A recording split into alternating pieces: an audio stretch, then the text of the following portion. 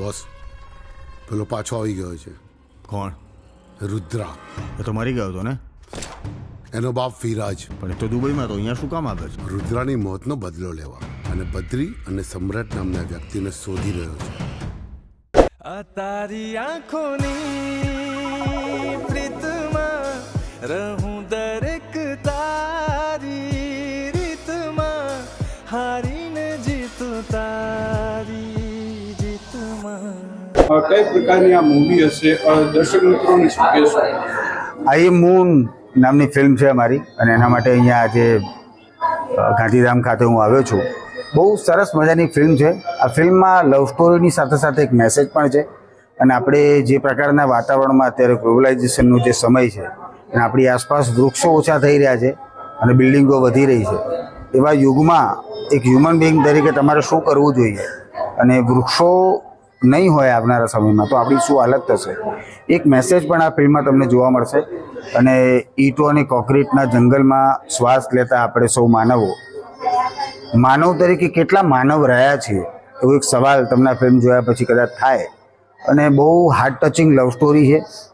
એવા વ્યક્તિની વાત છે કે જેને પર્યાવરણ સાથે પ્રેમ હોય, જેને વાતાવરણના એટલે કેર કરવા માટે કે જે પોતાનું જીવન સમર્પિત કરી શકે એવું એક કેરેક્ટર, અને કે જે પોતે પણ એક આમ કહીએ ને કે એ પોતે એક પ્રકૃતિનો ભાગ છે, એવી રીતે કોઈ એક કેરેક્ટર તમારી સામે પ્રેઝન્ટ થાય.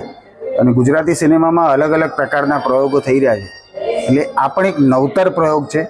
અને આ ફિલ્મમાં તમે પોસ્ટર જોશો તમને ખબર પડશે કે ખૂંખાર હાથમાં કુલાડી પકડીને ઊભેલો હું, તો એક એવી ફીલ તમને આપે છે કે આ ડાર્ક ઝોનની ફિલ્મ છે. અને બીજી બાજુ નીચે એક છોકરો અને છોકરી એક લવ સ્ટોરીની ફીલ આપે છે.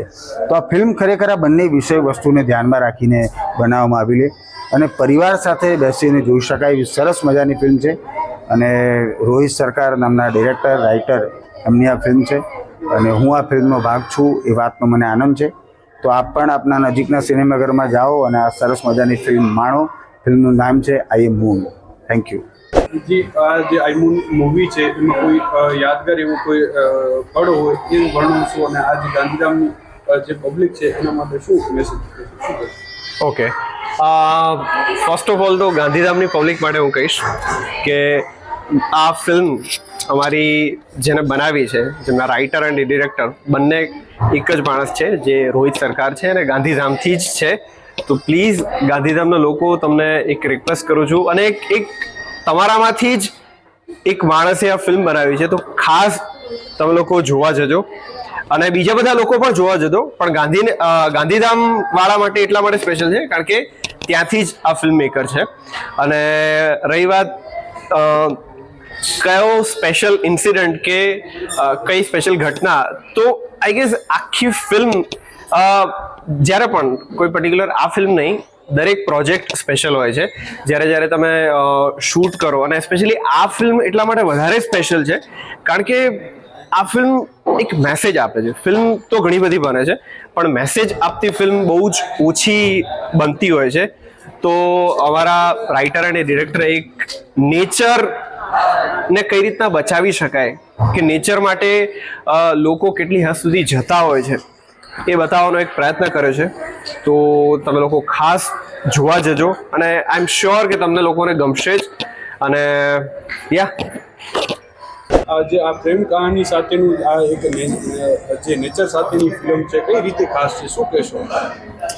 ખાસ એટલા માટે છે કે આમાં એક સોશિયલ મેસેજ છે, અને એ સોશિયલ મેસેજ નેચર રિગાર્ડિંગ છે, જે લગભગ પૃથ્વી પરના જે પણ માણસો છે એમને દર 2 વર્ષે 1 વર્ષે આપણે લગભગ યાદ કરાવવું પડે છે કે નેચર કેટલું ઇમ્પોર્ટન્ટ છે. જો નેચર છીએ તો આપણે છીએ. એટલા માટે આ મૂવી ખાસ છે. અને એવું નથી કે ખાલી સોશિયલ મેસેજ છે, સાથે સાથે લવ સ્ટોરી છે, ઘણા બધા બિઝનેસ ડીલ્સ કેવી રીતના થાય છે, ઘણું બધું અંદર ટ્વિસ્ટ છે. તમને ખરેખર આ ફિલ્મમાં બહુ જ મજા આવશે જોવાની. સો ફિલ્મ ઇન્ટરેસ્ટિંગ છે, એન્ટરટેનિંગ છે, ફેમિલી સાથે તમે બેસીને જોઈ શકો છો, બહુ જ મજા આવશે.